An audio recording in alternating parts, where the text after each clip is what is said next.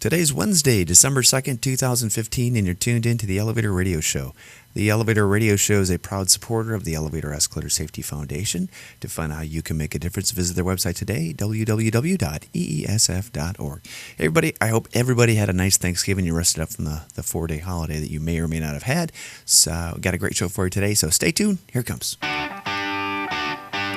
You're tuned in to the Elevator Radio Show, a weekly program dedicated to covering news and information on elevators, escalators, and moving walkways. Produced in the wee hours of the morning, a new show is uploaded every Wednesday, sometimes even before you get out of bed.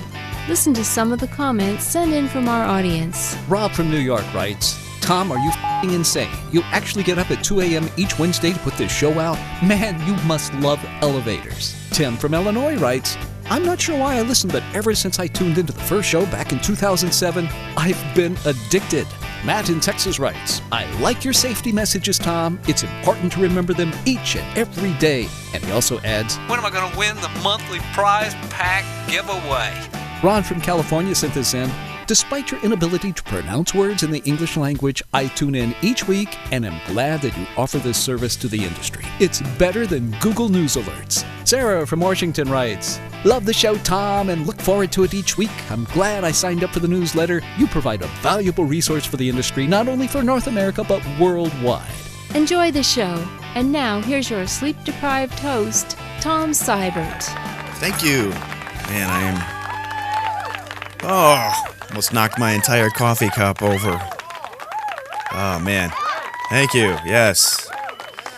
Thank you. You know, I was watching TV last night in bed, and I think I was watching Two Broke Girls, which, honestly, I think probably would be a better show, except for the laugh track they have in the background. It absolutely drives me crazy because there are no live people actually watching that show. And if there must be somebody must have that job just to develop laugh tracks. And I think there was one article I read where there was one laugh track that was used like for every major, sitcom back in the 1980s. And, I don't know. It just drove me absolutely crazy. So between that and then the jokes that either I'm just not a funny person or I just don't get, I'm like, what? That's not really funny. But anyway, it kind of ties in with this introduction, which is absolutely over the top. So anyway, oh man, I hope everybody had a great Thanksgiving holiday. I did. I had some awesome, relaxing time up in the Northwoods of Wisconsin, where I had a wonderful meal with family and friends, and literally was able to unplug from pretty much all of the electronic devices for the most part. There are a couple times that I did have to check the emails, unfortunately, but for the most part, spent it out in the woods, building some forts with the kids, and it reminded me of what I used to be like when during my childhood. I spent more time outside, either building stuff with trees that had fallen, or building paths, or just exploring. And today's world. Kids today, or in general, I don't think they have that same experience, and that's really a shame. So it was nice to see my boys out there. I was helping them out. They were using a chainsaw. It was just a lot of fun, and we decided as a family we'll go back up there for Christmas this year, which I'm looking forward to. Kind of take some of the pressure off of, I don't know, just everything with the holidays. It minimizes having to run around from house to house. It allows us not to have to go out and buy a ton of presents. Just ultimately, it's a good thing, and I'm looking forward to that. So just great. Got to celebrate my dad's birthday. It was just a lot of fun, and came back Sunday. It was perfect. So I hope everybody had a really nice Thanksgiving weekend. I know some of you actually worked on Friday, and I know a lot of our international customers, or not customers, but listeners who are out there. It's Happy Thanksgiving to those. Somebody posted, which is pretty funny. Happy Thanksgiving to those of you in America, United States. For everybody else, Happy Thursday, which I thought was pretty funny as well. So anyway, it is December 2nd.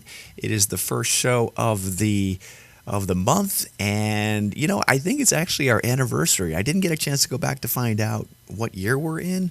But I think it's either 9 or 10. It's one of those two, and honestly, I don't really care. I'm still doing it, still having a good time, still loving the support that many of you are still giving me, and so I'll keep doing it. I will keep plugging away. We're on show 413, and it's just we're having a good time, so we'll keep it up. So anyway, if you have any questions, comments, concerns, gripes, groans, whatever, send them over to elevatorradioshow@gmail.com, and we will get you into the news next, right after this intro.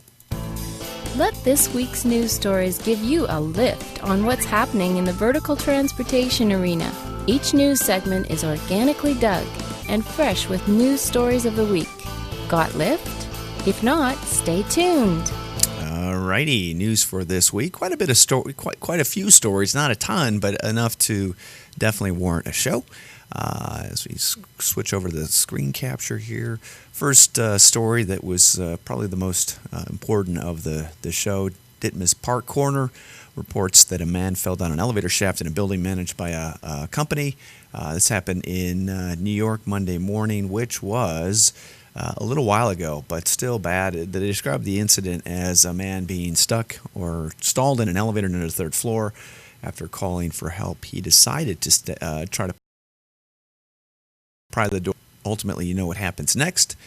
Remember, the best thing for you to do is to stay in the elevator when it is not working. Do not try to pry the doors open.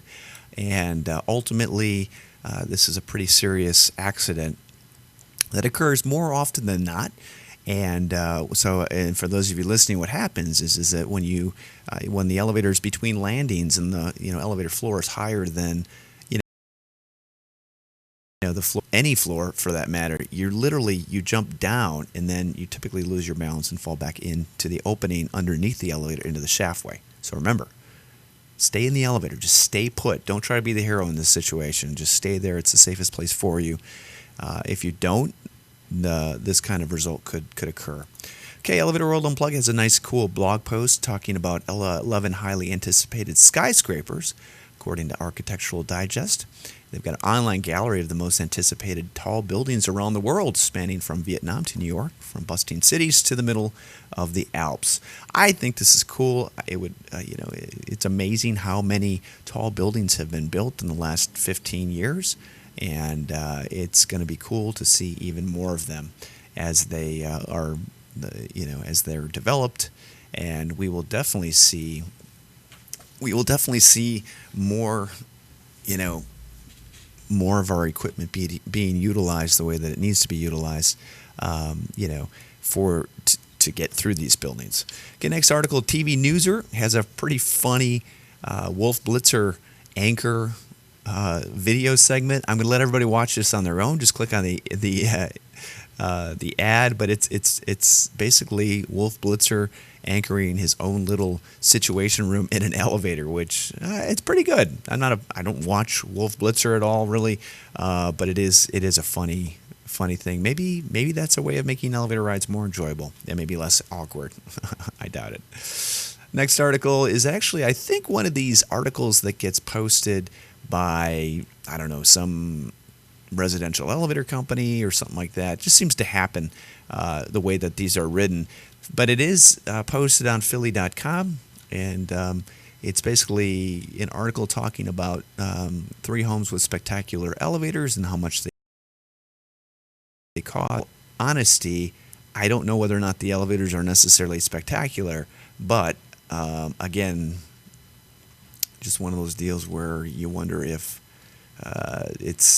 they're beautiful homes, don't get me wrong, but whether or not the elevators are over the top. I've been involved with some pretty cool elevator projects. So anyway, if you read the comments of this article, what kind of gets those that have read it are bashing those that might be disabled or might need elevator to navigate their homes. Just as a reminder, I think when I get old, I'm gonna move into a house that is is 1 story. That's, I think, what my goal is. Here's a great article that was posted by Entrepreneur Magazine. If you're not a fan of the magazine, this your business. Okay. Ever okay. Oh, give me a break.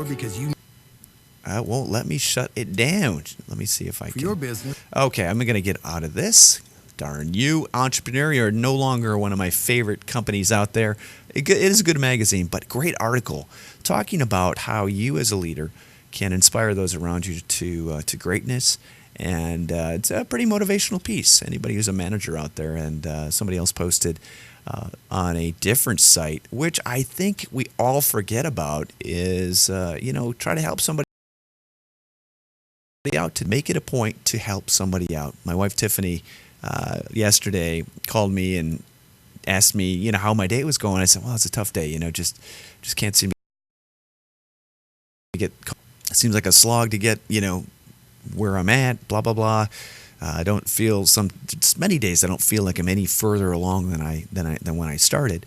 And she goes, I helped an old man today find his car in the parking lot of the grocery store, and I thought that was awesome. I'm like, that's awesome, and that's the kind of thing I'm talking about. So be kind to those you work with, be kind to those that you are around, encourage them, and even if that may not be happening to you, because ultimately I think the world needs more of that. So be kind, be encouraging, and genuinely want to see people succeed in the roles that they've either been hired to do or been tasked to accomplish. It could be kids, could be family members, whatever. It goes a lot further than bringing them down. So anyway, next news article, Bloomberg Business. This is an interesting one, but just as a reminder, just because it is, the numbers that are stated in the article are 100,000 units off, doesn't necessarily mean that, it's still a huge quantity of units. So, title of this, I should have announced, the world's largest elevator market is falling. It may never recover. Now, this is panic, as you might imagine, but the peak of 600,000 China elevator sales may never be seen again. And again, it's a country that was booming. At some point, it had to slow down, but they have a new number. It's going to drop to about 500,000 units next year, amid a surplus of apartments and slowdown of people moving into big cities. Otis Elevator President Philip Dilpeck, who heads the world's largest maker of elevators, said in an interview in Tokyo this month, after that, the market in China, where more than 2/3 of its elevators are sold, may stabilize. So again, it's one of those deals where, it talks about the slowest economic growth. Reality is that they're still booming. They're just not booming as fast as,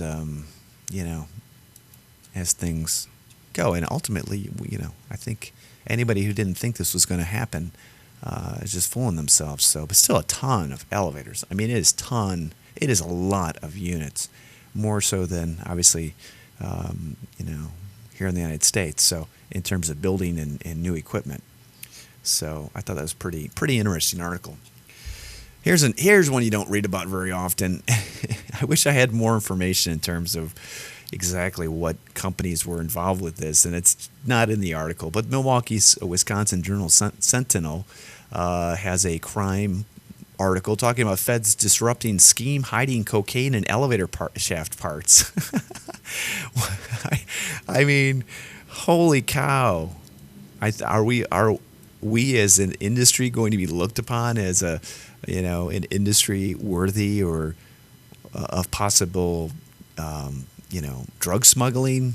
I don't know. I'm a little worried about this. Maybe the parts I make are already being viewed and seen and I don't know, scanned. I don't know, but it's pretty interesting, and they were able to stop and catch these guys with the help of some informants. But crazy. I mean, I imagine this kind of thing happens from stuff in China or container stuff like that, but it's scary. Just something you don't read about every day. Okay, next, let's see here.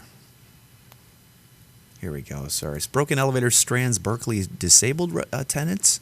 Again, just making you realize, or should make us all realize, the importance and the jobs that we have to do each day, and how they should not be taken for granted. From the smallest little part to the largest part, doing our parts to make sure that those that require elevator access and may not be able to take the stairs can do so is really important. Next article, the next 2 or 3 actually.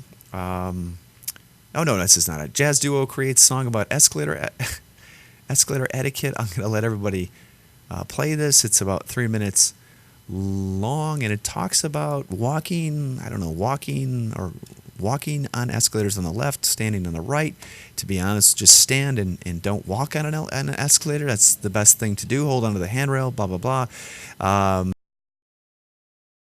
And where that's the best advice. And there's a couple articles that kind of tie in with that later on. But how about a jazz solo or a jazz piece on escalator safety? I think that'd be a better song to write about. Might even show up on Sesame Street or something like that. Okay, Elevator World Unplugged, or actually this is not Elevator World Unplugged, this is ElevatorWorld.com, has a feature magazine article online talking about mobile technology and how it's transforming the way elevator companies operate, and many are moving fast so they don't get left behind. Interesting. And kind of talks a little bit about the majors using technology to monitor elevator systems. I'd love to see the day that every single piece of equipment on an elevator is actually monitored. I would love to see that. Think that'll ever happen? I mean, monitor. We're not talking about a cycle counter that lets, somebody know that, okay, the elevator's made 1,000 trips, check A, B, and C. I'm talking about actually looking at each interlock or monitoring each interlock so that you can see how many times that contact is opened or closed and when it should be changed. Can you imagine that? I don't think the technology is that difficult to create. I think the wiring of that kind of information would really be more of a issue, I mean, not an issue, but like the installation part, unless you had like Cat 5 stuff or whatever, would definitely be it. But if you could log into an elevator, see how many times a push button has been pressed, you could probably do that to some degree. You really could. With monitoring software like LiftNet, stuff like that. But ultimately, it's you wonder if we're going to get to that point, because my car is a 2012 car that I have basically just flashes a maintenance light when I need to change my oil, and that's based on how many miles that I've driven, which is not exactly too intuitive, obviously, but it's anyway better than nothing, I guess. Okay, the next 3 articles talks about the tube system. In the UK, BBC reports that on the Holborn tube escalator, they had started a trial on standing on the left and walk. I don't know if that's counterintuitive from the international way of doing it or whatever, but ultimately that trial was actually put on hold. It was protested. The hold of the trial was protested by many who wrote in, and I'll read that on their own. Yeah. Okay, next article, boy rescued after foot got stuck in escalator. This actually happened in Cebu. I am not sure where this is at, but I did not Google it. But scary. Again, scary. And if you lifted your feet up, you probably wouldn't have your foot getting caught or stuck wherever it got stuck. But what's scary is when you look at the image, there is black cloth basically surrounding the entire area, which makes you realize that the incident is pretty darn serious and scary. So remember, promote escalator safety whenever you can. It is not as many of us believe that it should be common sense, it is not. So when you get talking at your holiday parties or whatever, I encourage you to spread the word about safety. Okay, mind the do's and don'ts when using the escalator. Good safety piece, thestar.com reporting. Again, I think this is also in Petaling, but they got a nice pictograph about, basically the proper things to do, where to stand. This is all common sense, but I think it's all pretty darn good information to have, obviously. So if you see people doing things that are not safe, tell them, because it's worth that risk rather than, having them get hurt. And ultimately, you and I might think survival of the fittest is the best way to have this taken care of, but it's really not, because at the end of the day, the attorneys just get richer and the issues don't really get corrected. Elevator World Unplugged has a cool blog post talking about Welcome to Elevator World, a 2000 Grand Prize award-winning Best Short Film at the Slamdance Film Festival. Slamdance. I was thinking it was a Sundance. I'll let everybody watch this on their own. There's a website for it as well, but it's a pretty cool video, and neat to see Elevator World Magazine somehow tied with that, even though they're not directly tied with it.